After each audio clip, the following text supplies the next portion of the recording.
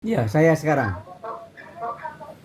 tidak terlalu berpengaruh ya. Kerjaan saya kan selama ini memberikan semacam ya tanggapan kritis, dan saya bersyukur karena ternyata selama ini ada banyak sekali acara yang bisa saya ikuti. Itu ada diskusi dari mulai Hari Pusaka, ada juga yang sekarang sedang berlangsung ini adalah Hari Buku Dunia, itu World Book Day, yang berturut-turut 30 sesi, dan di dalam setiap kesempatan itu bisa memberikan semacam ya provokasi yang agak ya bukan begini. Kalau suasananya itu ada dua macam. Kalau suasananya terlalu menganggap enteng, itu kita bikin lebih serius. Ini teori yang saya anut ini ada 3 macam covidiot. Jadi respons mengenai uh, bencana virus ini, yang pertama itu ada covidiot eksistensialis. Orang-orang yang terpaksa harus melawan atau tidak peduli pada aturan karena harus hidup. Orang-orang yang memang apa ya, kalau tidak keluar mati, mereka harus bekerja dan sebagainya, dan itu saya dukung sepenuhnya. Petani, nelayan, peternak, itu mereka eksistensialis. Yang kedua memang ada Covidio dungu yang sengaja mengabaikan ini.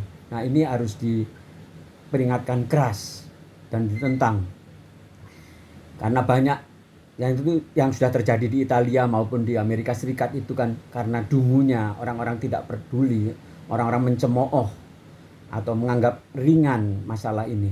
Yang ketiga itu yang spiritualis, yang memanfaatkan bencana ini sebagai peluang emas untuk menyadarkan kembali hakikat kehidupan kita. Hakikat bagaimana menjadi manusia yang tidak serakah, bagaimana menjadi manusia yang ya tahu diri lah, dan sayang pada lingkungan, sayang pada keluarganya, dan kembali ke rumah.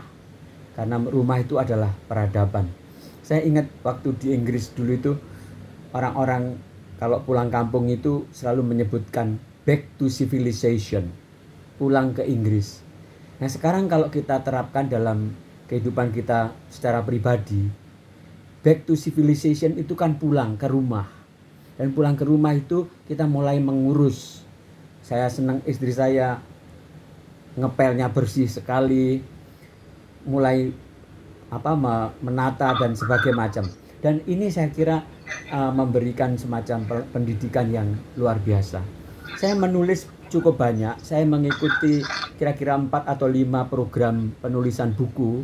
Ada esai tentang COVID yang saya bahas dari covidologi, jadi ilmu mengenai COVID itu. Yang ada juga mengenai puisi-puisi COVID, yang pertama kali saya ikuti itu di Banda Aceh. Itu dapat hit kira-kira 25.000 viewer dalam 2 minggu.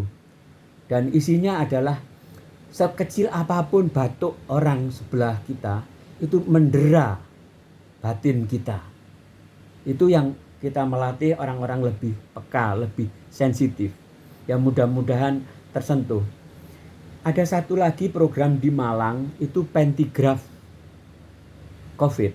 Jadi virus corona ini diminta bagaimana menyusun 2 karangan, masing-masing 3 paragraf, yang melukiskan respons kita, kesulitan kita, atau justru kegembiraan kita, apa yang bisa kita bagi dalam suasana ini.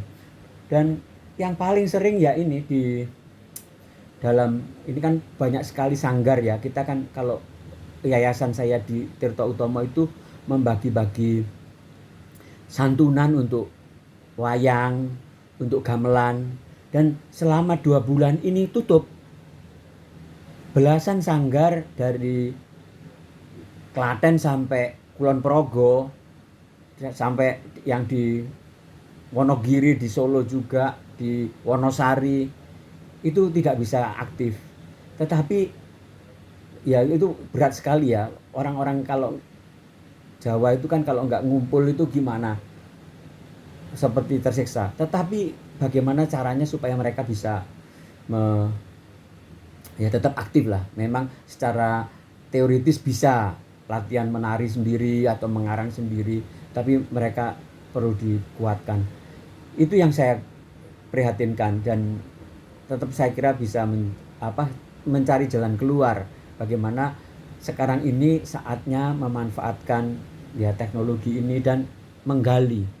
Karena saya ingat bahwa krisis-krisis semacam ini melahirkan karya-karya besar. Ada Gabriel Marquez yang menulis Love at the Time of Cholera, ada Albert Camus yang menulis Sampar, dan ada Newton, Sir Isaac Newton yang menemukan gravitasi itu juga terjadi pada waktu lockdown seperti ini. Tapi yang lebih penting dari semua ini adalah kesadaran kita sebagai manusia yang panjang sejarahnya. Jadi kita tidak usah putus asa, kita tidak usah merasa gelap gulita, karena ini berulang-ulang terjadi. Dan mudah-mudahan sekali ini juga tidak lama dan kita akan berhasil mengatasinya. Jadi saya kira itu yang bisa saya laporkan, apa yang saya lakukan. Mudah-mudahan bergema dan manusia akan menjadi lebih matang, lebih dewasa setelah terjadi masalah ini. Terima kasih. Terima kasih banyak Pak ceritanya.